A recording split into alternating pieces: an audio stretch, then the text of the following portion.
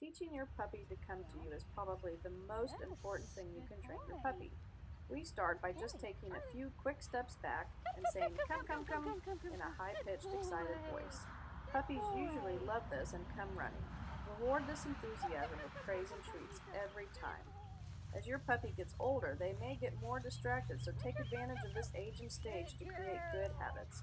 When off leash, let your puppy walk away from you and use that as a training opportunity to practice calling her back to you. Reward heavily and release your puppy to go play again.